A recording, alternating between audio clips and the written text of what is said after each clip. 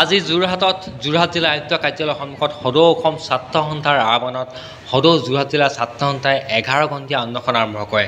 অসমৰ পৰা অবৈধ বাংলাদেশী মৌলবাদী উৎখাত আৰু অসম চুক্তি ৰূপায়ণে অবৈধ বিদেশী প্ৰব্ৰজনৰ সমস্যা সমাধানৰ দাবীত 11 ঘণ্টীয়া আন্দোলনৰ কাৰ্যসূচী আৰম্ভ কৰে সদৌ যোৰহাট জিলা ছাত্ৰ সন্থাৰ আহ্বানত আজি সমগ্ৰ অসমতে প্ৰত্যেকখন জিলাৰ সদৰত প্ৰতিবাদী কাৰ্যসূচী গ্ৰহণ কৰা হৈছে আৰু প্ৰতিবাদী কাৰ্যসূচী গ্ৰহণ কৰাৰ উদ্দেশ্য হৈছে অসমৰ পৰা অবৈধ বিদেশী আৰু অবৈধ মৌলবাদী উৎখাত কৰাৰ দাবীৰে আৰু অসম চুক্তি সম্পূৰ্ণৰূপে কাৰ্যকৰী কৰাৰ কাৰণে আমি দাবী জনাইছোঁ আৰু অসম চুক্তি কাৰ্যকৰী কৰি অসমৰ পৰা বিদেশী সম্পূৰ্ণৰূপে বিতৰণ কৰিব লাগে, অবৈধ বিদেশী বিতৰণ কৰিব লাগে আমি দাবী জনাইছোঁ। সমান্তৰালকৈ ভাৰত বাংলাদেশৰ সীমান্ত সম্পূৰ্ণৰূপে চিল কৰাৰ আমি দাবী জনাইছোঁ।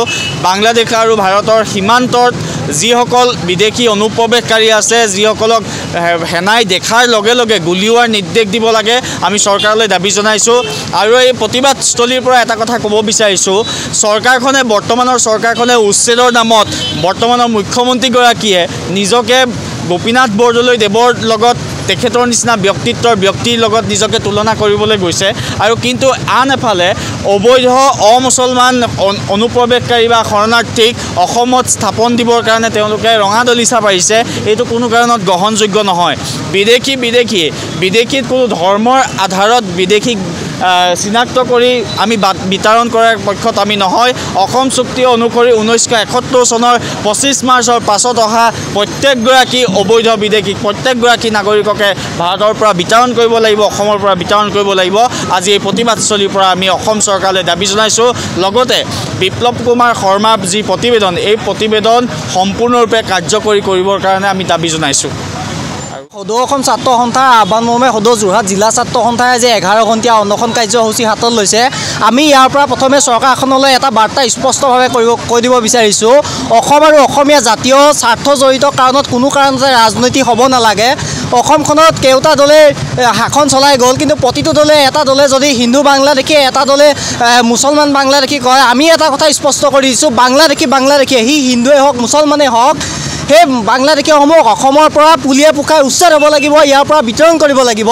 আৰু অসম চুক্তি 40 বছৰ হৈ গৈছে, অসম চুক্তিখনক 40 বছৰলৈকে আজিলৈকে অসম চুক্তিৰ মান্যতা দিব নোৱাৰাটো অসম চৰকাৰখনৰ কাৰণে লজ্জাৰ বিষয় হ'ব লাগে।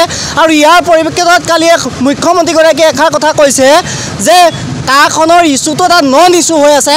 আমি মুখ্যমন্ত্ৰীগৰাকীয়ে প্ৰতিবাদস্থলীৰ পৰা তেখেতৰ ভাষাৰে ক'ব বিচাৰিছোঁ, নন ইছ্যু বিষয় এটা যদি ইছ্যু হৈ আছে, তেনে ক্ষেত্ৰত সেই নন ইছ্যু নাইকিয়া কৰিবৰ কাৰণে নাগৰিকত্ব সংশোধনী আইনখন তেওঁ বাতিল কৰি অসমৰ ৰাইজক আশ্বস্ত কৰিব লাগে। আৰু অসমত যিদৰে তেওঁ কৈ আছে যে অসমত বাংলাদেশী বা বাহিৰৰ মানুহে আবেদন কৰা নাই, সেই কথাটো ইয়াৰ জৰিয়তে প্ৰতিপন্ন হ'ব যে অসমত যদি বাহিৰৰ মানুহে আবেদনে কৰা নাই, নন ইছ্যু বিষয়টো তেওঁৰ ভাষাৰে পুনৰবাৰ কৈছোঁ, নন ইছ্যু বিষয়টো নাইকিয়া কৰিবৰ কাৰণে নাগৰিকত্ব সংশোধনী বিধেয়কখন বাতিল কৰিব লাগে। অসম চুক্তিৰ যি 6 নং দফা এয়া আখৰে আখৰে পালন কৰিব লাগে।